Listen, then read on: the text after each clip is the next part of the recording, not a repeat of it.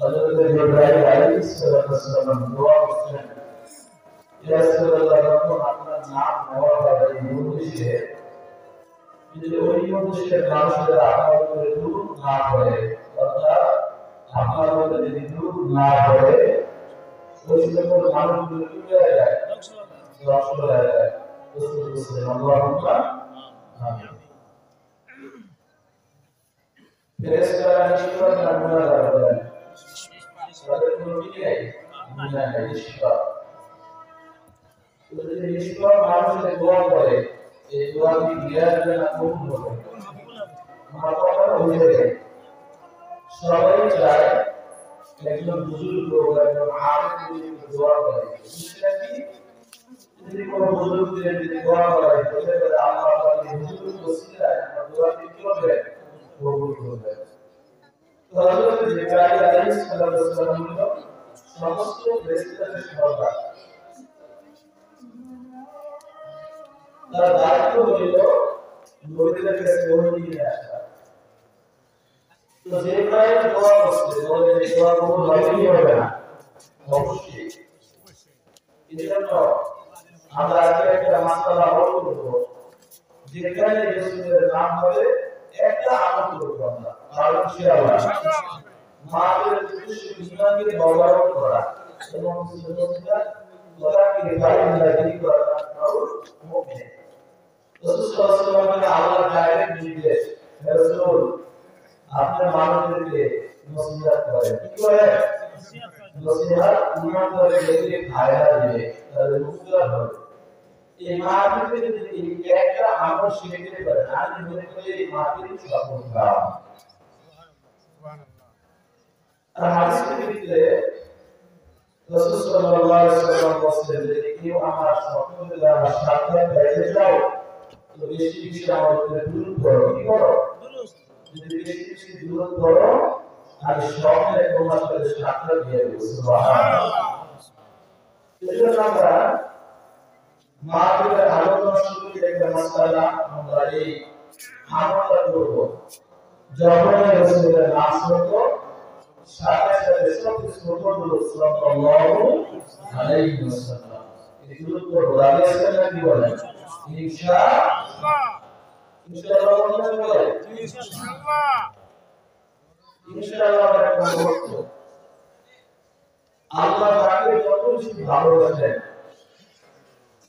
দুনিয়ার নিয়ম হলো যে যত বেশি তাকে ভালোবাসে সে সামান্য কষ্ট দিলেও ওই কষ্টটা তার জন্য হয়। ঠিক না বলে?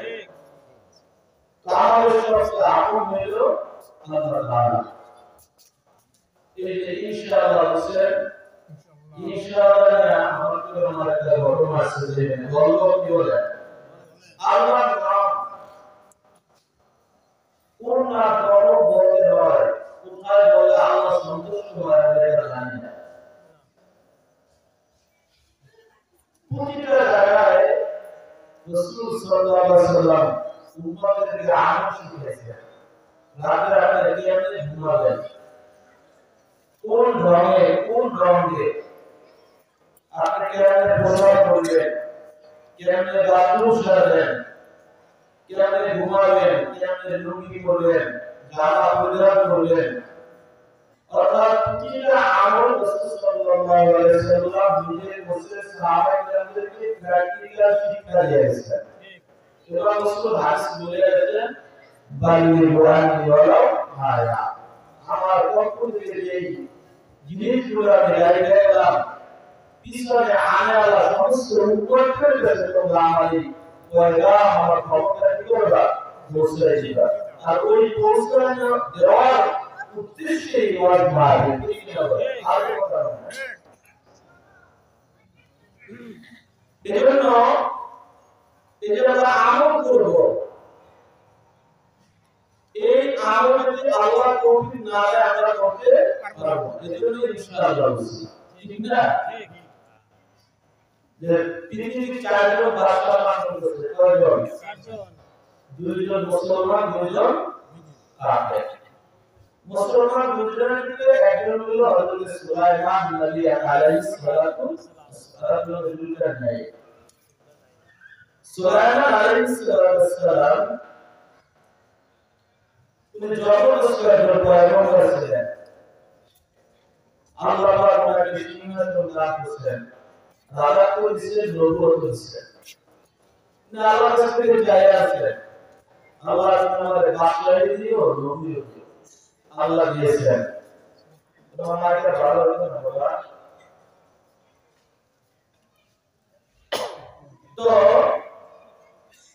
সুলাইমান আলাইহিস সালাম আমরা এত বাদশাহী দান করেছেন। কিতাবের ভিতরে দেখেন হাওয়া বাতাস ওনার কানে ছিল, ওনার কথা শুনতো, পশু পাখির কথাও বুঝতেন। ওনার আল্লাহ সিংহাসন দান করেছেন, যেটা চালাইতে পেট্রোল, নদী, গ্যাস কোনো কিছু না দরকার।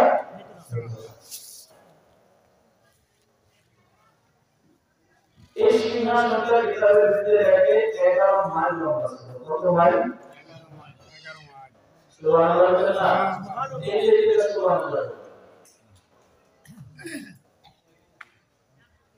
এইখানে যখন সর্ব উঠতেন, তোমার 99 ছিল কয়জন? এক কিতাবের ভিতরে কি শুরু ছিল? এই সিংহাসনের ভিতরে প্রতিটা বিবির জন্য আলাদা আলাদা কাম আছে। 3 লক্ষ সৈন্য বাহিনী নিয়ে উনি এই সিংহাসনে সফর করতেন, এরাও থাকতো। আর আমাদের বিমান বাংলাদেশ থেকে পাকিস্তান যায়, সৌদি আরব যায়, দুবাই যায়, কতদূর পিছনে যায়? 400। এটা চালাইতে কত গবেষণা, কত কিছু দরকার হয়।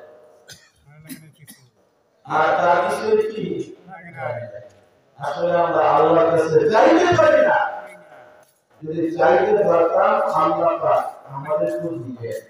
এত বড় হলে ছোট দিতেন।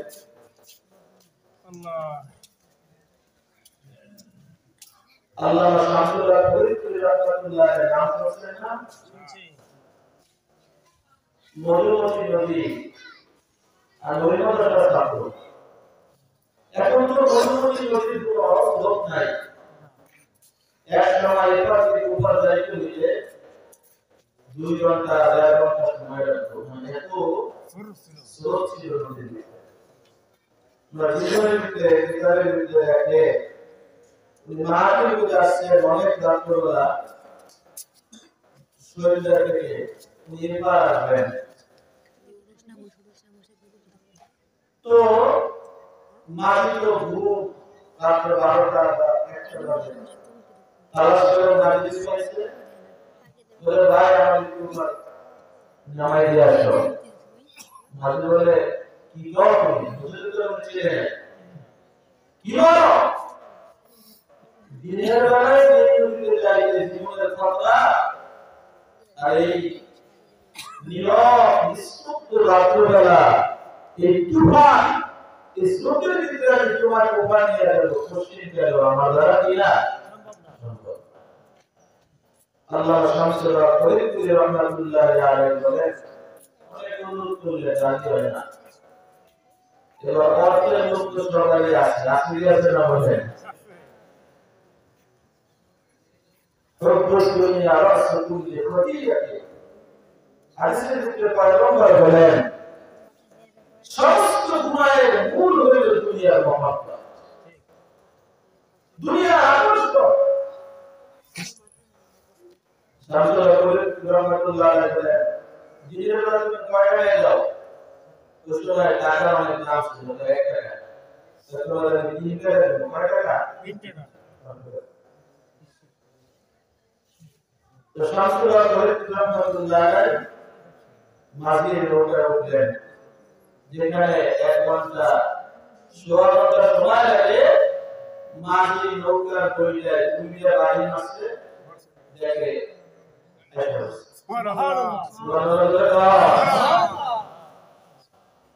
ক্ষমতাকে দিয়েছেন বলে আল্লাহ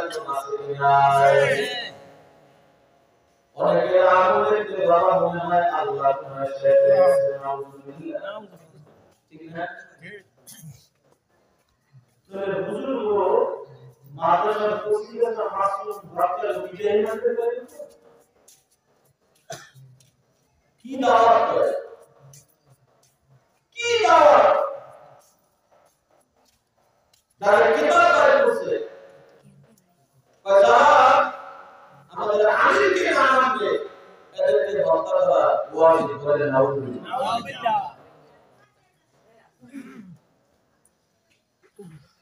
বসে না বলা হচ্ছে অনেকে বুঝে অনেকে যারা ইমানত করে তারা হচ্ছে ভাই আমার উপরে কষ্ট নেই না। আর মুসলিম আখুল মুসলিম মুসলমান ভাই ভাই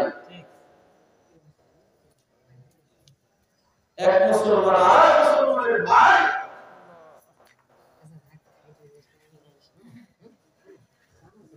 যাই হোক তো হযরত সুলাইমান নবী আলাইহিস সালাম ওনার আল্লাহ এই সিংহাসন দান করেছেন। উনি একদিন প্রতিজ্ঞা করেছেন, আল্লাহ পাক নবীদেরকে শক্তি দিয়েছেন, সম্পদ দিয়েছেন হযরত সুলাইমানকে। উনি প্রতিজ্ঞা করেছেন ওনার সবচেয়ে পছন্দের আমল ছিল আল্লাহর রাস্তায় জিহাদ করা। সুবহানাল্লাহ। তো জিহাদ করতে হলে তো জনসংখ্যা বেশি দরকার হয়। উনি নিয়ত করেছেন যে আজকে রাতে আমার যে ৯৯ জন বিবি আমি সবার ঘরে আজকে যাপন করবো একা করে, এবং আমার এই প্রতি বিবির ঘরে ৯৯টা সন্তান হবে। এগুলো বড় হয়ে আমি আল্লাহর পয়গম্বর সুলাইমান এই ৯৯ সন্তানকে জিহাদের ময়দানে পাঠাই। সুবহানাল্লাহ। কিন্তু একটা শব্দ বলে না, শব্দটা কি? ইনশাআল্লাহ। যদি বসিনা যায় রাসূল সাল্লাল্লাহু আলাইহি ওয়াসাল্লামের নাম শুনলে আমরা বলবো কি সাল্লাল্লাহু আলাইহি ওয়াসাল্লাম। ইনশাআল্লাহ আল্লাহ পাক আমাদের এত শক্তি দিয়েছেন, ঠিকই তুমি রাতবেলা আমার বিবির কাছে রাত্রে যাপন করছে। কিন্তু আল্লাহ পাকের কাছে এটা খারাপ লাগছে যে আমার নবী আমার মুহাম্মদের পয়গম্বর আমার ভুলে গেল। ইনশাআল্লাহ বলল না, আল্লাহ তাআলা পরীক্ষা করে সন্তান হওয়ার সময় যখন আসে ৯৮ ডিগ্রি ধরে তো বাচ্চা হয় তো হয়েই যায়। একজনের একটা বাচ্চা হয়েছে, তার দুটো হাত নাই, দুটো পাও নাই, চোখ নাই, কিছু নাই, বিকলাঙ্গ, শুধু এই শরীরটা আছে, পাও নাই, হাত নাই, চোখ নাই, কিছু নাই। এই বাচ্চাটা ওনার সিংহাসনের উপরে আছে।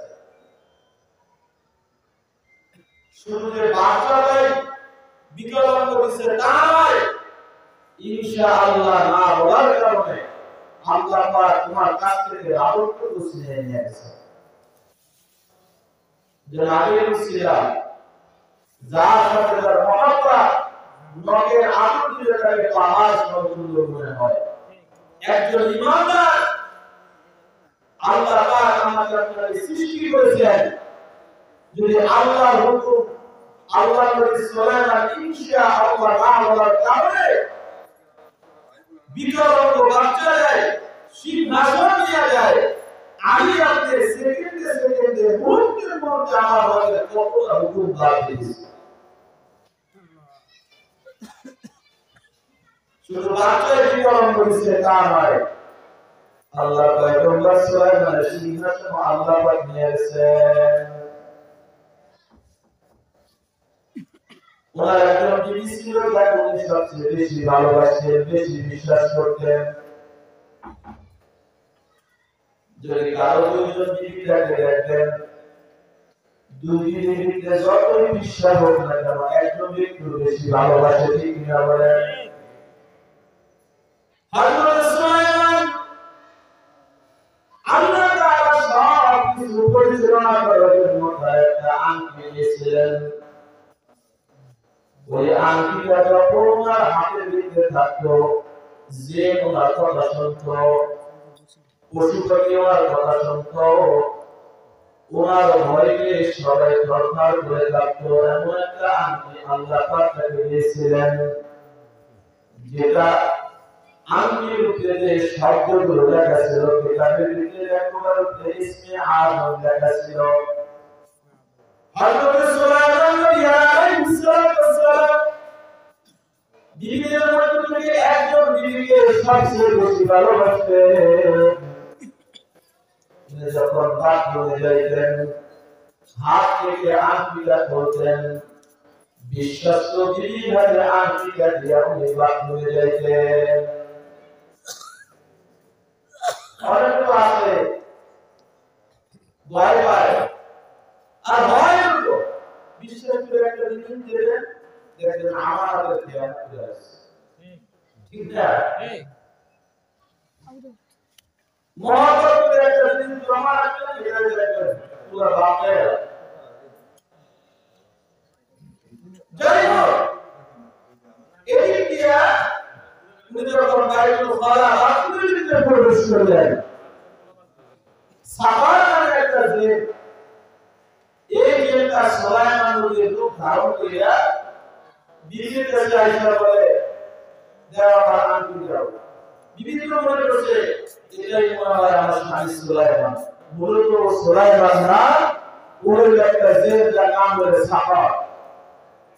আংটি দিয়া যখন সে পরিধান করছে, পরিধান করার সাথে সাথে সুলাইমান নবীর যত রাজত্ব, যত সিংহাসনের যত স্বর্ণ, জেল যা কিছু আছে সব কিছু ওই সাফার নামে জেলে কি হয়ে গেছে, চালু হয়ে গেছে। এই যে সুলাইমান নবীর সিংহাসনের উপরে বসে আছে, সব কিছু তার ভক্ত হয়ে গেছে। কারণ একটাই, কি হচ্ছে, হযরত সুলাইমান যখন বাইতুল খালা থেকে বের হইল, স্ত্রীকে বলে, যাও আমার আংটি দাও। স্ত্রী বলে, পাগল, তুমি যে আংটি কখন আগে নিয়ে গেছো, কি হলো? বলে, হ্যাঁ। বলে, আংটি নিয়ে, বলে, আংটি নিয়ে এসো। খাইছে তো দৌড় দিছে সিংহাসনে গেছে, জায়গায় সাফার নামে জেল, ও সুলাইমান সাহেবের সিংহাসনে উঠে বসে আল্লাহ তাআলা সুলাইমান তার স্বর্ণ সম্রাটকে বলেছে, আমি হইলাম পয়গম্বর সুলাইমান, আমি হইলাম তোমাদের বাদশা। সবাই বলে, ধোঁকাবাজ, মিথ্যা কথা বলতেছো, তুমি আমাদের বাদশা নয়, তুমি আমাদের নবী নয়। আমাদের নবী সুলাইমান তো দেখো সিংহাসনের উপরে বসে আছে। সমস্ত সৈন্য বাহিনী তার দরবারে সবাই এলাকায় সিংহাসন থেকে, রাজদরবার থেকে বের করে দিচ্ছে। আমার বলার উদ্দেশ্য, যখন কোন ইমানদার আল্লাহর কোন হুকুমকে অমান্য করে, একজন পয়গম্বর যদি শুধু ইনশাআল্লাহ না বলার কারণে আল্লাহ পাক তাকে সন্তান দান করে, সিংহাসন নিয়ে যায়। ও বাবা, আমি আপনি আজকে আমার আপনাদের কাছে তো নামাজ পড়ছে, ঠিক কিনা বলেন? এমন বাবারা আছে যারা এক ওয়াক্ত নামাজ পড়ে না, আবার বলে আল্লাহ কেন আমাদেরকে দেয় না?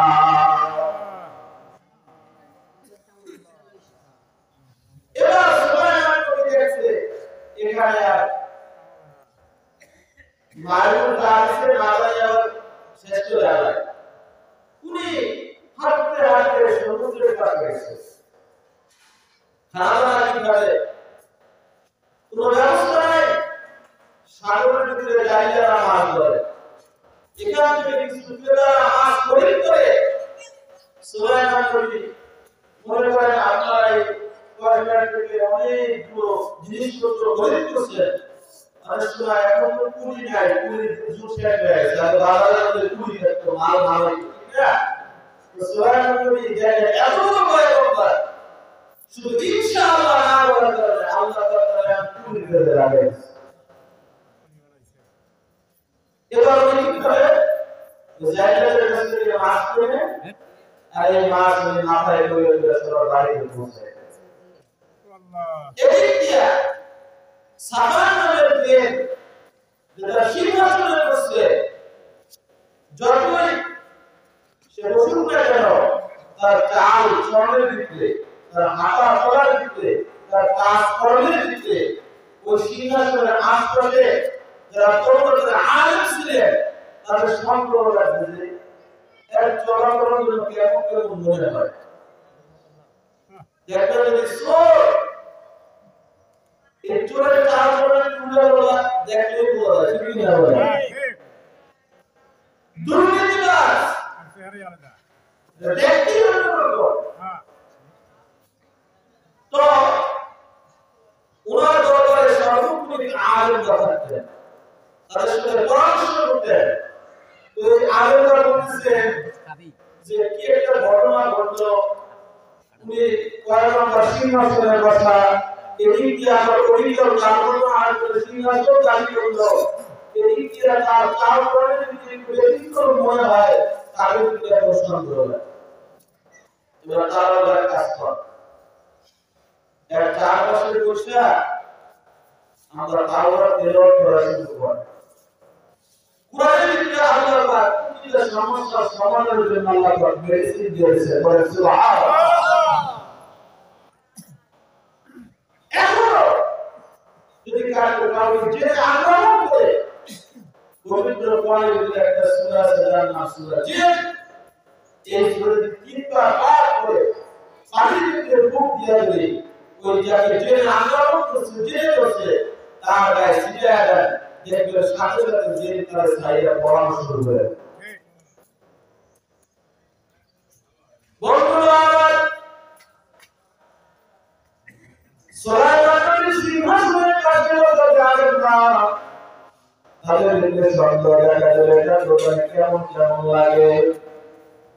সমস্ত ওলামায়ে কেরাম পরামর্শ করে আসো আমরা তাওরাতকে যাতে লট করা শুরু করে দিই। সবাই মিলে যখন তাওরাতকে পড়া শুরু করলো, জেলের গায়ে জ্বালা পোড়া শুরু হয়ে গেল। সিংহাসন তুলিয়া যে এমন একটা দৌড় দিল, দৌড়াইতে সুলাইমান নবী এইখানে পুরীর কাছ করে ওইখানে দৌড়ে গেল।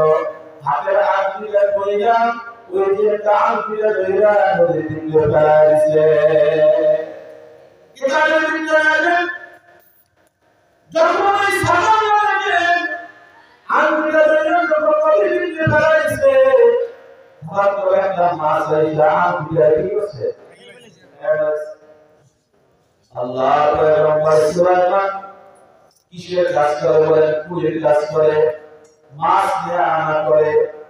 একদিন আল্লাহ পয়গম্বর সুলাইমান একদিন মাছের টুকরি মাথায় নিয়ে তার বাড়ি পর্যন্ত পৌঁছে আগায়। এবার ওই বাড়িওয়ালা বলতেছে, ওই পুলিশ শোনো, তোমার কাছে আমি বড় সন্তুষ্ট হয়েছি, নেও তোমার কাছে দুটা মাছ উপহার দিলাম, সারাদিন পুরীর গাড়ি করো, যাও মাছ দুটা বাসায় নিয়ে তুমি রাখতে ভালো করে মজা করে খাইও। আল্লাহ পয়গম্বর সুলাইমান এই হাতিয়ার মাছ খাইয়া যখন তিনি মাছ খাইয়া যখন রান্নার জন্য প্রস্তুত গ্রহণ করলেন, মাছ কাটতে দেরি হয়, সুলাইমানের আংটি সুলাইমানের পাইতে দেরি হয় না। আমার যাই হোক আংটিটা তুমি করতে সাথে সাথে নিয়ে আবার নাম করেছে, কিন্তু এই যে ধানের উনি বললেন কারণ কি বলেন? বড় বড় কারণ, একটাই কারণ উনি ইনশাআল্লাহ, এই জন্য ইনশাআল্লাহ আর কারণ শিখাই দিই। এই বছর কাছে থাকবে না, প্রথম আমল শিখাই দিলাম, রাসূলের নাম শুনলে বলবো সাল্লাল্লাহু আলাইহি ওয়াসাল্লাম, আর ভবিষ্যতে মধ্যে কাজ করবো না ইনশাআল্লাহ। কালকে ঢাকা যাব, হ্যাঁ কালকে মাহমুদ যাব, হ্যাঁ কালকে মাহমুদ কাজ করবো, এই জিনিসটা করবো, এই কাজ করার আগে ইনশাআল্লাহ বলার আগে আমরা সবসময় করবো কি ইনশাআল্লাহ। আগামীকালকে আমি ঢাকা আগামীতে আমি সকাল সকাল রোজার দেব ইনশাআল্লাহ আগামীতে আমি কাজটা করব যদি এই কাজ ইনশাআল্লাহ বলে শুরু করে আপনার কাজটা আল্লাহ পাক দিয়ে পক্ষ থেকে করে দেবে সুবহানাল্লাহ কয়টা মুশকিল দেন যাই হোক উত্তর জাতীয় সেরা বক্তিয়া গ্রামের হচ্ছে শহীদ কলেজ জাহিদ হোসেন কাপুর নুরানি হাদিস মাদ্রাসা তিনটা থেকে হাফেজ ছাত্রদের কাজী কোরআন উপলক্ষে ওয়াজ মাহফিল সম্মানিত সভাপতি প্রধান আলোচক সভাপতি হযরত উলামায়ে কেরাম আমার সামনে শহীদ ইসলামী আমার ভাইরা পর্দার অন্তরালে আমার সন্তানরা মা ও ভাইরা আল্লাহ তাআলা আমাদেরকে এই কনফারেন্সে দিতে এলাকাতে আল্লাহ পাক রাস্তায় বসাই করে আল্লাহ পাক আমাদেরকে জান্নাতি পরিবেশে জান্নাতের বাগানে আসবার বসার তৌফিক দান করেছেন এজন্য আল্লাহ পাকের দরবারে শুকর আদায় করে জবান করে আওয়াজকে বরকত করে জোরে জোরে শুকর আদায় করে আলহামদুলিল্লাহ জোরে শুকর আদায় করে জবান নিয়ামত বাড়ায় দেয় কি দেয় নিয়ামত বাড়ায় দেয় শুকর আদায় না করলে আল্লাহ পাক বরকত দেয় যাই হোক আমি আপনাদের সম্মুখে পবিত্র কোরআন থেকে সূরা তাওবা এর 119 নম্বর আয়াত আল্লাহর পয়গম্বরের অবর্ণিত হাদিস থেকে ছোট্ট একটা হাদিস তেলাওয়াত করছি এই কোরআনের আয়াত এবং হাদিসকে সামনে রেখে সংক্ষিপ্তভাবে আমি আমার আলোচনা শেষ করব আমার পরে প্রধান বক্তা আলোচনা করবে ইনশাআল্লাহ যারা উপস্থিত আছেন আমরা আজকের মুআযাতের মাধ্যমে মাহফিল শেষ হবে এরপর আমরা এখান থেকে যাব আলিয়াসের নাকি বলেন মাহফিলের সভাপতি শামসুল হক সাহেব এই যে এখন কথা বলেন যে ভাই আমার আগে তুমি গুরুত্বপূর্ণ কথা বলছেন যদি এটা মাহফিল না হইয়া যদি একটা গানের আসর হইত তাহলে মনে হয় এখানে মানুষকে জায়গা দেওয়া যাইতে পারে কি না বলেন ভালো মানুষের সংখ্যা বেশি না কম খারাপ মানুষের সংখ্যা বেশি ভালো মানুষ কম খারাপের সংখ্যা কি এত সুন্দর পরিবেশ এত সুন্দর আয়োজন তারপর মানুষের মাঝে আল্লাহ পয়গম্বর সাল্লাল্লাহু আলাইহি ওয়াসাল্লাম যখন মক্কার ভিতরে কালেমার দাওয়াত দিয়েছেন রাসূল সাল্লাল্লাহু আলাইহি ওয়াসাল্লাম যখন মানুষের দ্বারে দ্বারে কালেমার পয়গাম পৌঁছাইছেন সব মানুষের উপরে দাওয়াত গ্রহণ করতে শুরু সবাই কালেমা হয়েছে যে চাচা আবু তালেব রাসূলের জন্য জীবন দিয়ে রাখে যে রাসূল সাল্লাল্লাহু আলাইহি ওয়াসাল্লামকে পাহাড়ে রেখেছেন এবং তিনি বলছেন বাকিরা তুমি তোমার কাজ চালায় যাও আমি তোমার সাথে আছি মক্কায় এমন কোন বাপের বেটা নাই যে তোমার গায়ে একটা নখের টোকা দিবে তুমি কাজ চালায় যাও এই আবু তালেবের দায়িত্ব কালেমা কি হয় নাই কেন আল্লাহ পাক তার কবরে হেদায়েত নাই এজন্য বন্ধুরা আবু তালেবের ইন্তেকালের সময় আল্লাহর পয়গম্বরের দাঁড়ের উপরে তার মাথা রাখা বাবা যারা মাহফিলে আসলেন মনে কষ্ট নিয়ে না আপনারা অনেক দামি মানুষ অনেক দামি হয়ে গেছেন কত দামি হয়েছে বুঝাইতে পারবো না এইখানে যত সময় কথা থাকবেন আপনারা দুনিয়ার কোন মানুষের পাহারা দিতে নাই হাদিসের ভিতরে আল্লাহর পয়গম্বর বলেন যখন দিনী আলোচনার পরিবেশ হয় দিনী আলোচনায় মানুষগুলো বসা থাকে ও সাহাবীরা জানো ওই মানুষগুলো যার কাছে আল্লাহর কুরআনী ফেরেশতারা দাঁড়ানো অবস্থায় থাকে ও সাহাবীরা তোমরা কি জানো যখন এইখানে দিনী আলোচনা হয় কোরআন হাদিসের আলোচনা হয় আল্লাহর পক্ষ থেকে আল্লাহ তাআলা রহমতের বৃষ্টি বর্ষণ করতে থাকে। লোক সংখ্যা কম হইতে পারে বাবা, যদি মাহফিল কবুল হয়ে যায় কিয়ামতের দিন আমার আপনার মুক্তির জন্য এই মাহফিলে যথেষ্ট হয়ে যাবে।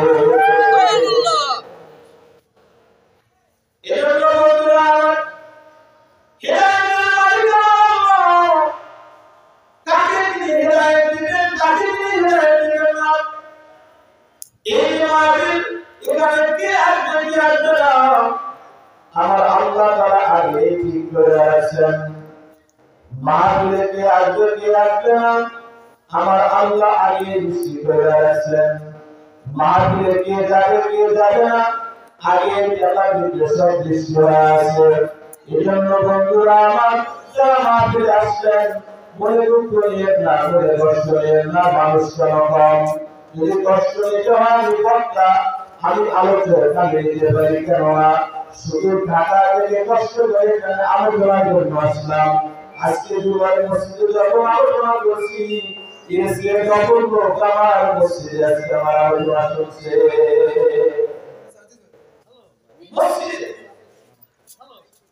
অবশ্য আগে এখানে উচিত ছিল ভালো গাড়ির ভিতরে নির্বিশেষে দুয়ার দুয়া সকলের গাড়ির হওয়া, কিন্তু শান্তির ভয় নেই, ওর কপালে হিদায়াত নাই, ও চিন্তায় চালায় গায়ের স্তরে দোকান করে বসে থাকে।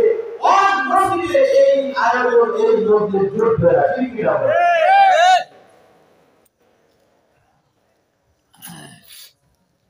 এখানে আসার কৌশল হবে না। আল্লাহর পয়গম্বর দোয়া করলেন আল্লাহর কাছে, আল্লাহ মুসলমানদের দুঃখ দুর্দশা 40 থেকে 41 জন মানুষকে কালেমাকে গ্রহণ করছে, প্রকাশ ইসলামের দাওয়াত দিতে পারে না। আল্লাহ তুমি হয়তো ওমর নয় আবু জাহেলকে তুমি হিদায়াত দিয়া দাও, কালেমা গ্রহণ করার তৌফিক দাও। সুবহানাল্লাহ। আল্লাহ আবু জাহেলের জন্য হিদায়াত রাখে নাই, হিদায়াত কাছে কার জন্য? ওমরের জন্য। তাহলে কালেমা গ্রহণ করার ওমর কত জালেম ছিল। আবু জাহেল পরামর্শ করতে মুহাম্মদ আমাদের বাপ ধর্মের উপরে চুলকে যায়, আমাদের ধর্মের বিরুদ্ধে আচরণ করে মানুষদেরকে এক আল্লাহ দাওয়াত দেয়, কে বাবা মুহাম্মদের কল্যাণ আনতে আমি তোমাদেরকে যে আনতে পারবা তার 100 পুরস্কার দেব। বলেন নাউজুবিল্লাহ। হযরত ওমর কলকাতা যুবক ওমর খায় সুন্দর করে বলে আমি মুহাম্মদের কল্যাণ। আবু জাহেল ওমরকে দেখে বলে খুশি হয়েছে, এই কাজ কোন দ্বারা কি সম্ভব? হযরত ওমর পয়গম্বরের কল্যাণ রওনা দিয়েছে, আর পয়গম্বর কি করছে? দোয়া করছে, আল্লাহ ভাই ওমর না আবু জাহেল দুটোর একজনকে তুমি কালেমার জন্য গ্রহণ করো, ঈমানের দৌলত দান করো। আল্লাহ পয়গম্বর দোয়া করলেন, কিন্তু আবু জাহেলের নসিব আল্লাহ হিদায়াত রাখেন নাই। আল্লাহ হিদায়াত রাখছেন ওমরের জন্য। আবু জাহেল পরামর্শ করল মুহাম্মদের কল্যাণ 100 পুরস্কার ধার করবেন, ওমর গায়ে বলে আবু জাহেল মুহাম্মদের কল্যাণ আনতে যাব।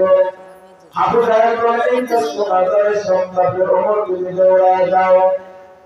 আবু জাহেল আল্লাহর পয়গম্বরের কল্যাণের জন্য রওনা দিচ্ছেন। বাবা হিদায়াতের মালিক কে? বলে আল্লাহ। কোথায় যাইতেছে? নবীর কল্যাণ তো যায়, আসলে নবীর কল্যাণ তো যায় না, আসলে নিজের কল্যাণটা নবীর সামনে দিতে যায়। হযরত ওমর আরো বলে দিয়া পয়গম্বরের কল্যাণে রওনা দিয়েছেন। ওদের মধ্যে একজন মানুষের নাম নাঈম বিন আব্দুল্লাহর সাথে সাক্ষাৎ হয়ে যায়। নাইম আব্দুল্লাহ বলে কই যাও বলে জানো না কোথায় যাই বলে কই যাও বলে মুহাম্মাদের কল্যাণকে যাইতেছি নাইম আব্দুল্লাহ বলে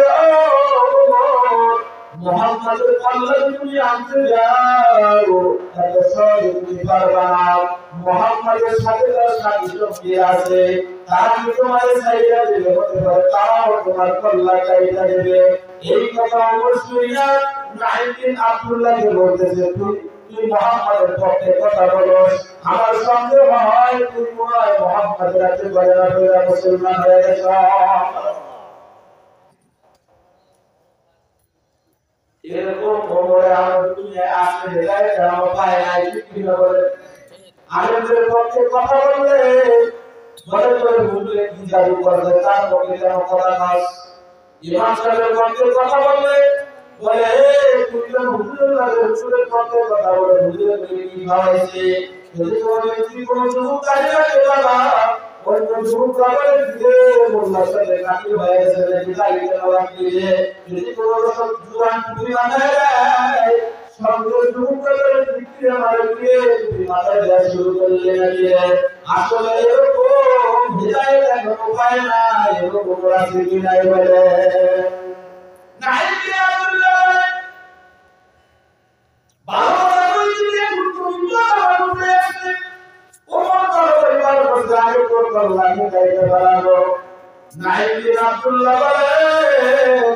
নিজের ঘর ঠিক নেই আবার আসছে আমার গল্লা কাটছে নিজের ঘর কি নেই ঠিক নেই দেখেন সাহেব দোকান করবেন আর এই সাহেব দোকানের মতো বয়স না সংসদ পৃথিবীর দোকান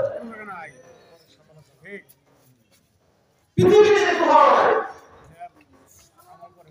আজকে দেখলাম আমি বাড়ি ফিরে বললাম জুমার পরে আল্লাহর পয়গম্বর 3 দিন পর্যন্ত কারোর সাথে কোনো কথা বলে না কয়দিন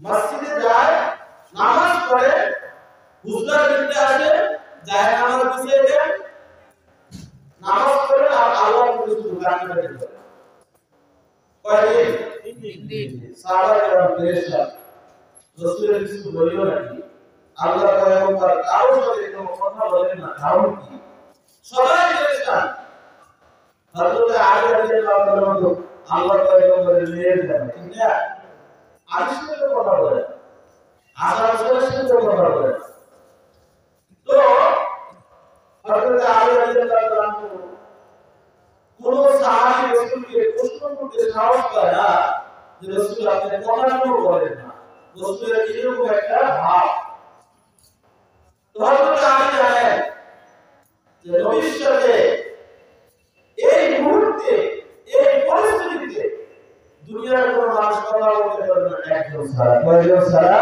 একজন যদি আমরা বুঝে নিলাম নাম কি বলে হযরত ভাব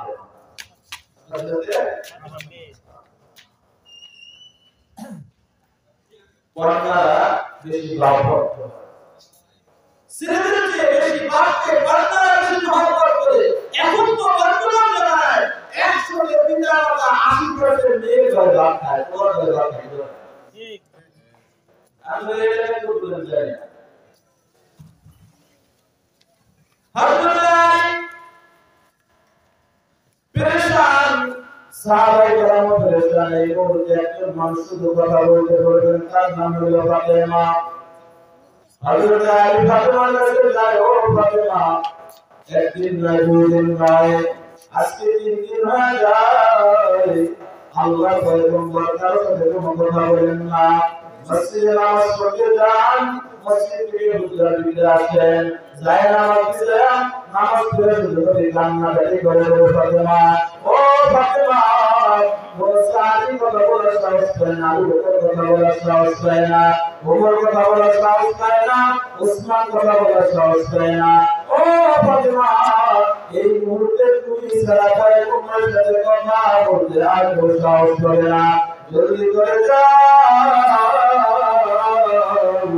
হযরত ফাতেমা যখন এই কথা শুনলে হযরত ফাতেমা বলে আলী তুমি কি বলবে হ্যাঁ হযরত ফাতেমা এক ক্রোধ দিয়ে নবীর কাছে চলে যায় দেখতে আল্লাহ তাই আমাদের পরিচয় শুরু করতেছে হযরত ফাতিমা নবীর কাছে বসলেন আল্লাহ নবীর কাছে বসা ফাতিমা নবীর কাছে নবীকে ফলো করতেছে কিছু বলতেছেন না অনেক সময় বলে আল্লাহর পয়গম্বর বলে ফাতিমা তুমি কেন আসছো বলো হযরত ফাতিমা বলে আপনারা একদিন নয় দুই দিন নয় তিন দিন পর্যন্ত আপনি যেন কথা বলেন না কারণটা কি আল্লাহর পয়গম্বর ওয়াজ করেন আপনার শরীর খারাপ না মুখটা খারাপ না কোনো কিছু হয়েছে আল্লাহর পয়গম্বর বলে ফাতিমা আমার শরীর খারাপ না আমার কোনো কিছু নাই ফাতিমা এবার আল্লাহ নবী ফাতিমা বলে আপনার কারণ কি আমার একটু বয়ান করেন আল্লাহর পয়গম্বর বলে ফাতিমা আমি যখন মেরাজে গেছিলাম যখন আল্লাহ আমার মেরাজে নিয়েছিল হযরত জিবরাইল আমার সাথে জিবরাইল আমার স্বপ্নে ঘুরে ঘুরে দেখাইল আমার জিবরাইল জান্নাত দেখাইছে আমার জিবরাইল জাহান্নাম দেখাইছে ও ফাতিমা যখন জাহান্নাম দেখতে গেলাম জাহান্নামের ভিতরে সাইছে মহিলা দেখছি এর ভিতরে এক শ্রেণীর মহিলা দেখলাম জিব্বার সাথে জাহান্নামের আংটা লাগায়া উলঙ্গ অবস্থায় জাহান্নামের উপরে ঝুলাই আছে নিচে জাহান্নামের আগুন জ্বলতেছে হযরত ফাতিমা বলে আপনারা কি বলেন বলে হ্যাঁ বলে কারণ কি আপনারা কেন মহিলাকে জিব্বার সাথে আংটা লাগায় কেন ঝুলাই আছে আল্লাহর পয়গম্বর বলে এই মহিলা এই পুরুষের দুনিয়ায় একটাই কাজ ছিল মানুষের গীবত করা মানুষের গীবত করা গীবতকে মানুষ এত পছন্দ করে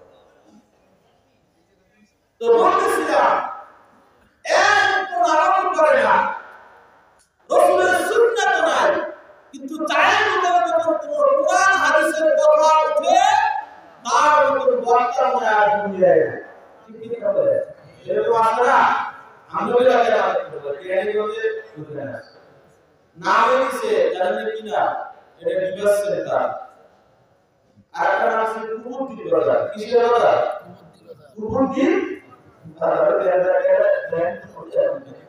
এটা হচ্ছে বিবাস সেন্টার আর আছে কুমুদ্দি বাজার মানে ওইখানে বলছিলা যত মানুষ কুমুদ্দি আছে এগুলো করে এর নাম কি কুমুদ্দি বাজার এর কথা আমরা যারা আছে তারা জানে দেখো হযরতে ওমরকে 90 আব্দুল্লাহ বলে আমার বলা লাগতেছে নিজের ভয় ঠিক নেই আমার এসে বলা লাগছে আমার ভয় ঠিক নেই মানে এত কি খবর জানে কি খবর বলে তোমার কোন বলেছি আমার আগে বলা হলো মুসলমান আর বলে কালি দিতেছে সুবহানাল্লাহ কালিয়ে কি বলে না এবার সব রাত 90 আব্দুল্লাহ প্রতি পূজা রাখার তার বোন জামাই আর বোনের হ্যাঁ লোকিয়া বোনের বাড়িতে গেছে দরজা বন্ধ এক সাহাবী কোরআনের আয়াত কোরআনের সূরা বোন জামাইয়ের বোনকে পড়াই দিয়েছেন হযরত ওমর ঘরে দরজা আওয়াজ দেয় এখন আওয়াজ দেয় দরজা খোলো ঘরের ভিতরে সাহাবী ভয় পেয়ে গেছে আজকে রক্ষা নাই এখন তোলা এখানে করে পালন করতে মানুষ ঘুমায় সেগুলো কাঠের উপরে ঘুমায় ঠিক কিনা বলেন 100 মানুষ ঘরের ভিতরে তারা এসে ঘুমায় তো 100 মানুষ এসে এখন ঘুমায় যে ঘুমায় তো ভগবান দুই পাশে দুটো রশি বেঁধে রাখতে সকাল উঠে ঘরের সাথে জুড়ে রাখতে ঠিক কিনা বলেন সাহাবী হযরত ওমরের বোন জামাই আর বোনকে তিনি কোরআন পড়াইতেছেন হযরত ওমরের আওয়াজ দরজা খুলে জলদি করে সাহাবী আওয়াজ পায় ঘরের ভিতরে একটা কাঠি ঝুলানো যে কাঠির ভিতরে রয়েছে পড়াইছে এবার বোন জামাই বলে ও ওমরের বোন আমার মনে হয় ওমর খবর পেয়েছেন বলে না মহিলা মুসলমান হয়েছে আজকে রক্ষা নাই বোন মনে মনে কয় আমি তো তার বোন হতে পারে তুমি কিছু বলবেন না দরজা যখন করলেন বল্লভাই কোরআন পড়ে মুসলমান হয়ে গেছস বোন জামাই চুক্তি হয়েছে বোন বলে সত্য বলবো জীবন করে দেখ না ওমরের মন ডাকতে হবে ভাই আমার হ্যাঁ আমরা বলবো মুসলমান হইছি বলে এত বড় সাহস করে আমরা বলে মুসলমান হই বোনরা আমাদের কাপড় মারছে বোন জমির মাঝে ঢুকে পড়ে গেছে বোন জামাই কাজ ছিল বোন জামাই চাইলে কাম করতে হাসতে বোন জামাই গর্বস্ত হয়ে পড়েছে একদিক দিয়ে বোনকে মারতেছে বাবা আর একদিক দিয়ে বোনকে মারতেছে কিন্তু এমন করে মারতে দিতে বসাইছে বোন আর বোন জামাই বলে বাবা মারতে মারতে মাইরে ফেলাইবা কিন্তু করে না তুমি ছাড়তে পারবা না মাইরে ফেলাবা কিন্তু করে না ছাড়তে এবার মারতে মারতে দেখে অল্প করে বলেছে অসুস্থ করে বলেছে কি এমন জাদু দেখতে করে মারে যে ছাড়তে পারবা না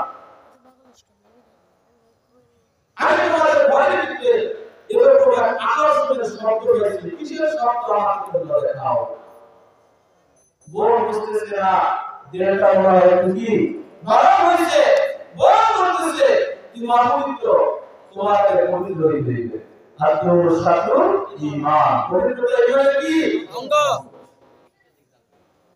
ওমর বলে দিলেন এই আমার তুমি ধরতে চাও তোমাকে গোসল করতে হবে পাক পবিত্র হইতে হবে ওমর গোসল করলেন পাক পবিত্র হইলেন বলে আমাকে একটু দেখাও ওই যে সাহাবী কোথায় পড়াইছে ওখানে পড়াইছে ওমরের নরম দেহখান থেকে বের হয়েছে বের হয়ে ওমর যখন পবিত্র হয়েছে তখন তার কাছে কোরআনের গল্প যেটা দিয়েছে হযরত ওমর কোরআন শিখিয়ে চুমা লাগাইলেন আর বললেন আর তেলাওয়াত শুনলেন হযরত ওমর তেলাওয়াত শুনতেছে আল্লাহ তাআলার কাছে বললেন আল্লাহ হয়তো ওমর তোমাকে তুমি হিদায়াতের মতো দৌলত দান করে দাও আল্লাহ তাআলা ওমরকে হিদায়াত দান করবে এদিকে কোরআনের তেলাওয়াত করতে ওমরের চোখ দয়া পানি পড়া শুরু হয়ে গেছে হযরত ওমর জলদি করে দিয়ে যাও জানবি কোরআন কাজী হয় কোরআনের তেলাওয়াতটা এত মধুর না জানি জানতে তেলাওয়াত হয় সে না জানি কত মধুর সুবহানাল্লাহ কোরআনের তেলাওয়াতটা এত মজা না জানি জানতে কোরআনের নাজিল হয় না জানি কাজের দেখতে কত মজা দিয়ে যাও বোন জামাইয়ের প্রকাশিত হইয়া হযরত ওমরকে পয়গম্বরের দরবারে নিয়ে গেল আল্লাহর পয়গম্বর সাহাবায়ে কেরামকে নিয়ে বসে আছেন ওমর আসছেন সাহাবায়ে কেরাম বলে ইয়া রাসূলুল্লাহ ওমর আপনার দিকে আসছে আপনি হুকুম দেন আমরা ওমরের সাথে সংঘর্ষে লিপ্ত হয়ে যাই না জানি ও আপনাকে কোনো আঘাত করে বসে আল্লাহ পয়গম্বর বলেন সাহাবায়ে কেরাম তোমরা দূর হয়ে যাও ওমরকে আমার কাছে আসতে দাও সুবহানাল্লাহ বন্ধুরা আল্লাহ পয়গম্বর হে সাহাবায়ে কেরাম তোমরা বলতেছো ওমর আমাদের আঘাত করার জন্য আসছে কিন্তু আমি দেখতেছি সাহাবায়ে কেরাম ওমর আল্লাহ আমার হাতে দিয়ে আসছে হযরত ওমর পয়গম্বরের কাছে আসছেন মাথাটা নিচু কইরা পয়গম্বরকে বলতেছেন আল্লাহ পয়গম্বর যদি করে হাতটা বাড়ায় দেন আমি আজকে আপনার কল্যাণে আপনার হাতের উঠান উপরে কল্যাণে দিয়ে দিতে চাই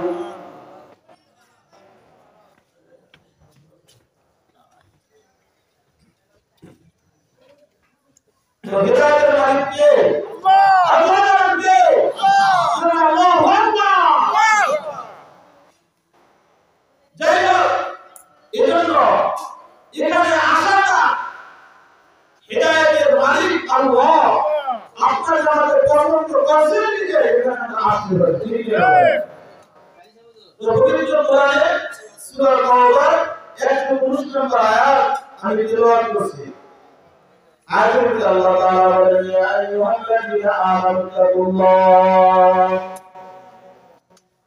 ইয়া আইয়ুহাল্লাযীনা আমানু তাকুল্লাহ ইয়া আইয়ুহাল্লাযীনা আমানু তাকুল্লাহ আল্লাহ তাআলা ইমানদারদেরকে ডাকতে বলে ইমানদাররা কোরআন আল্লাহ তাআলাকে ভয় পায় কি বলেন তোরা আমি আল্লাহকে ভয় পাই ডাকছে ইয়া আইয়ুহাল্লাযীনা আমানু ইমানদারদেরকে কারো ওই হরে কৃষ্ণ আর রাম কৃষ্ণ আর নরেন্দ্র মোদীকে ডাকতে হয় ডাকতে কাকে ইমানদারকে কাকে ইমানদার কাকে বলে যে ব্যক্তি তিন জিনিসের নাম বলে ইমান জবানে করা অন্তরে বিশ্বাস করা এই আপনার আসলে আমলে পরিণত করা এই নাম কি বলে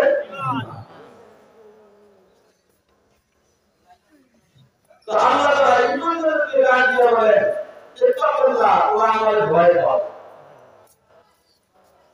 তাকওয়া শব্দ দিয়ে আল্লাহ পাক আপনাকে আমাকে তার ভয় করতে শিখিয়েছেন ভয় পাইতে বলছেন তাকওয়ার শাব্দিক অর্থ হলো বিরত থাকা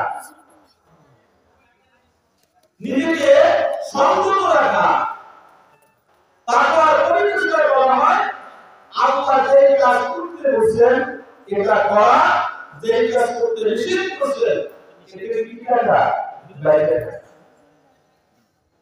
তাকওয়ার চারটি স্তর এক নম্বর স্তর সর্বহারকে আল্লাহকে হাজির নাজির মনে করা দ্বিতীয় নম্বর কোরআনের আল্লাহ তাআলা করতে বলেছেন তা করা যা করতে নিষেধ করেছেন এগুলো না করা তৃতীয় নম্বর তাকওয়ার স্তর হলো আল্লাহ পাক আপনার জন্য যা কিছু দান করেছেন তার সন্তুষ্ট থাকা তাকওয়ার চতুর্থ নম্বর স্তর হলো এই দুনিয়া থেকে আমরা কবরের সামানা গুছাইয়া লয়ে যাওয়া তাকওয়ার এক নম্বর স্তর আর হামেশা আল্লাহকে স্মরণ রাখা আল্লাহকে হাজির নাজির মনে করা যে ব্যক্তি 24 ঘন্টা আল্লাহকে হাজির নাজির মনে করবে ওই ব্যক্তি কখনো গুনাহ করতে পারবে না ঠিক কি না বলেন যে ব্যক্তি আল্লাহকে হাজির নাজির মনে করবে ওই ব্যক্তি কখনো নামাজ পড়তে পারবে না যে ব্যক্তি আল্লাহকে হাজির নাজির মনে করবে ওই ব্যক্তি কখনো মিথ্যা কথা বলতে পারবে না যে ব্যক্তি আল্লাহকে হাজির নাজির মনে করবে ওই ব্যক্তি কখনো চর্চা করতে পারবে না যে ব্যক্তি আল্লাহকে হাজির নাজির মনে করবে ওই ব্যক্তি কখনো ঘুষ খেতে পারবে না যে ব্যক্তি আল্লাহকে হাজির নাজির মনে করবে ওই ব্যক্তি কখনো সুদ খাইতে পারবে না যে ব্যক্তি আল্লাহকে হাজির নাজির মনে করবে ওই ব্যক্তি কখনো জুলুম করতে পারবে না যে ব্যক্তি আল্লাহকে হাজির নাজির মনে করবে ওই ব্যক্তি কখনো রাস্তায় চুরি করে যাইতে পারবে না যে ব্যক্তি আল্লাহকে হাজির নাজির মনে করবে ওই ব্যক্তি কখনো জুলুম করতে করবে কাজ বাইরে যাইতে পারবে না যে ব্যক্তি আল্লাহকে হাজির নাজির মনে করবে ওই ব্যক্তি কখনো জমির আর থেকে আরেক বুঝো আরেক আলোচনা করতে পারবে না যে ব্যক্তি আল্লাহকে হাজির নাজির করে মনে করবে ওই ব্যক্তি কখনো মালিককে বাড়াইতে পারবে না এজন্য দোস্তরা হযরত মুসা আলাইহিস সালাম একটা মহিলা যার কাজ হলো শরীরে করে খানা খাওয়া এই মহিলাটার জীবন যৌবন পুরুষের কাছে বিক্রি করে টাকা পয়সা কামাইতো আল্লাহ তাআলা খুব সুন্দর কাজ করছে কিন্তু এই মহিলা খুব সুন্দর সব পুরুষের কাছে টাকায় বিক্রি করতো 100 এরকম টাকায় বিক্রি করতে করতে এই মহিলা অটের সম্পদের মালিক হয়ে যায় ওই বাড়ির যেমন সুন্দর একটা বিল্ডিং উঠায় বিল্ডিং উঠে একটা সিংহাসন বানায় সিংহাসনের সাইডে পূজা করে থাকে যখন কোন পুরুষ তার কাছে যায় যত টাকা লাভের জন্য হচ্ছে 1 লাখ জন্য হইলে মহিলাকে চাই করে নাউজুবিল্লাহ কিতাবের ভিতরে লেখে এক ধার্মিক যুবক হাজারো যুবক আছে ইউনিভার্সিটি কলেজে পড়ে কিন্তু দাঁড়িয়ে আছে কি বলে হাজারো যুবক আছে ইউনিভার্সিটিতে পড়ে কিন্তু 24 ঘন্টা টুপি মাথায় আছে আছে নাই আছে হাজারো যুবক বড় বড় শিক্ষিত ডাক্তার নিচে কাজ করে অসংখ্য যুবক আমার বাংলার জমিনে আছে এজন্যই তো আল্লাহ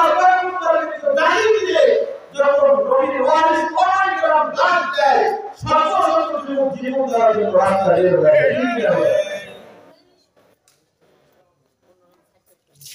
তো এই বনি ইসরাইলের এই মহিলা একদিন উনি সাইডে বসে ওর সিংহাসনে ওর চেয়ারের উপরে বসা হঠাৎ করে ওই দিন ওনার জামাটা খুলে গেছে এই যে যুবক আল্লাহর বলার আগে এই যুবক ওই জামার বাড়িতে ঢুকছিল যাইছিল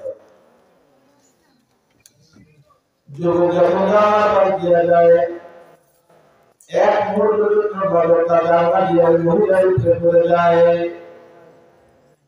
মহিলাটা একটা সুন্দরী সাইডা বুঝা বসে রয়েছে ওই মহিলার দিকে তাকানোর সাথে সাথে যুবকের ইমানটা হালকা হয়ে যায়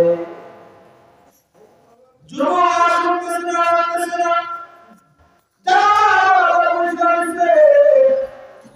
রাস্তায় যত মানুষ যায় বলে ও যুবক চলো বাড়িতে যাও যুবক বলে না আমি বাড়িতে যাবো না বলে কেন যাবা না বলে এই মহিলাকে আমি গ্রহণ করতে চাই এবার অন্য মানুষ বলে এই মহিলার যদি কোনো যুবকের কাছে যায় না এই মহিলার কাছে যাইতে হইলে অনেক টাকার প্রয়োজন হয় যুবক তুমি গরিব মানুষ আবার তুমি একজন আবেগ মানুষ তুমি চলে যাও তুমি মহিলার কাছে প্রশিক্ষিত হয়ে যেতে পারবে না কিন্তু যুবকের মনে এই মহিলা ঘুমাইতে গেলে মহিলা হাঁটতে গেলে মহিলা এই মহিলার কথা সবসময় কল্পনায় ভাই হবে যুবক বাড়িতে গেলা তার জন্য সামান পত্র ছিল সব বাজারে বিক্রি করিয়া যে টাকা পয়সা হয়েছে যুবকের সামান্য টাকা মহিলার বাড়িতে চলে যায়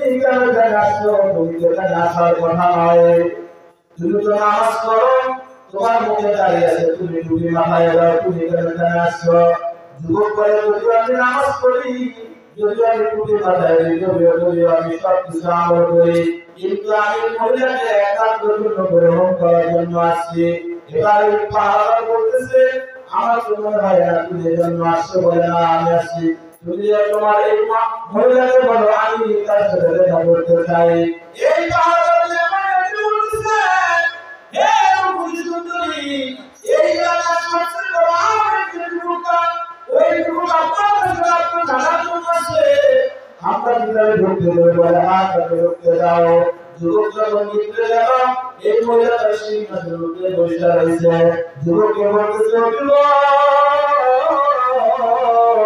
আমার কাছে তো খারাপ মানুষ এই এলাকায় তো বদমাশ মানুষ আমার কাছে তুমি কেন আসছো যুবক যুবক ডাকতে বলে মহিলা আল্লাহ তোমাকে সুন্দরভাবে দান করছে আমি গ্রহণ করার জন্য তোমার কাছে আসছি মহিলা এবার মহিলা বলতেছে তুমি টাকা পয়সা আছো বলে আমার ঘরে যা ছিল সব কিছু আমি তোমার জন্য নিয়ে আসছি এবার সব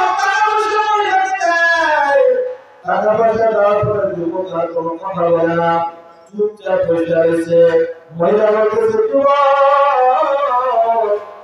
তুমি কথা বলতেছো না তুমি দেখতে পাচ্ছ তোমার কাছ থেকে তুমি করতা না যুবক আল্লাহু আকবার চিৎকার করে মহিলা আমি দেখতে পাচ্ছিলাম আমি ওই কাজ করতে রাজি নয় এইটা আমার থাকার কথা ছিল মসজিদের বিরুদ্ধে আল্লাহর সামনে সেজদা দেব এই সময় আমার উচিত ছিল কোরআন তেলাওয়াত করা এই সময় আমার উচিত ছিল ভালো কাজে দিতে আবার আল্লাহ তাআলার কাছে আমি কি জবাব দিব আমার আল্লাহ তাআলা মুখ আমার দিকে তাকায় রয়েছেন আর দেখতেছেন আমি একটা আবেশা মহিলার পাশে বসে রয়েছি এই মহিলা এই ভাবতেছে আমি কোন মহিলা তুমি তোমার মহিলাকে আমি গ্রহণ করি আমার আল্লাহর সামনে আপনার হাতে হারাকে কেমনে দেখাবো মহিলা এই মহিলা আমি তোমাকে গ্রহণ করতে চাই না এই যুবক একটা জোর যেটা থেকে বের হয়ে বাড়িতে চলে যায় যে বাড়ির দরজা বন্ধ করিয়া যুবকরা কথা বলে না, যুবক আরামের শুধু আল্লাহ আল্লাহ বলে, আল্লাহর কাছে মাপ চায়। এই যে মহিলা নিজের দিকে কল্পনা করতেছে, হায় হায় আমি আমার পুরা জিন্দগি পুরা দিকে কাটাই দিলাম, পুরা দিকে কাটাই দিলাম, কত পুরুষ গ্রহণ করলাম, কত জনা করলাম, কত বিচার করলাম, আমি কয়েকদিন আল্লাহর কাছে যাবলাম। এই যুবকে এক মুহূর্তের জন্য আমার কাছে ইচ্ছা যে আল্লাহকে তো ভয় পায়, আমি মহিলা আমার আল্লাহকে কত ভয় পাওয়া আমার দরকার। এই মহিলা চিন্তা ভাবনা করতে করতে এই মহিলার দাদা ভাই যাচ্ছে, এই মহিলা বরাবরই করে গুনাহ থেকে মাফ পাইতে পারে। মুসলিম আল্লাহর পয়গম্বর হযরত মুসা উম্মতদেরকে ওয়াজ করতেছেন, নসিহত করতেছেন। মহিলা পড়িয়া মুসা নবীর কাছে চলে গেছে, মুসা নবী বয়ান করতেছে, মুসা নবীর আদেশ তাকে বলতেছে, হে আমার বান্দা, আল্লাহর পয়গম্বর মুসাকে বলার সাক্ষাতের জন্য আসছে। এই যুবতী হলো আল্লাহর পয়গম্বর মুসা, এই জামানার সবচেয়ে নিকৃষ্ট মহিলা আপনার সাথে কথা বলার জন্য আসছে। মুসা কি এই ভয়াবহ দৃশ্যে আল্লাহ নবী মুসা উম্মতের ওয়াজ করতেছেন, এই মুহূর্তে ওই জামানার সবচেয়ে নিকৃষ্ট মহিলা তার সাথে সাক্ষাৎ করতে আসছে। তাও এই যুবক দূরে বসে সমস্ত উম্মতরা করছে, তার মুসলমান মনে কল্পনা করতেছে সবাই তামার করবে, এই খারাপ পরিবেশে মুসলমান এই কথা চিন্তা ভাবনা করে ওই যুবককে এমন ধারণা দিচ্ছে, মনে হচ্ছে বলো আমি তার সাথে কথা বলতে চাই। এই যুবককে মহিলাকে বলছে, আপনার সাথে আল্লাহ পয়গম্বর মুসা কথা বলছেন না। এই মহিলা মনে করছে, হায় হায় আমি এত বড় গুনাহগার, এত বড় পাপিষ্ঠ যে নবী মুসা আমার সাথে কথা বলতে চায় না। এই মহিলা যদি ভুল বুঝতে চায় না, মহিলা আবার ভুলে যেতে বাড়িতে চলে যায়। বাড়িতে যাওয়ার পরে মহিলা চিন্তা ভাবনা করে, আল্লাহ নবী মুসা আমাকে ফিরে দিলেন, আমার মনে হয় আর মাফ পাওয়ার কোনো দরকার নাই। মহিলা বলে, আমি আর ব্যবস্থা করবো না, আল্লাহর ভয় করে বিদায় চাইছে। মহিলা এবার ওই যুবককে তালাশ করতেছে, যেই যুবক তার কাছে ছিল, যেই যুবক তার কাছে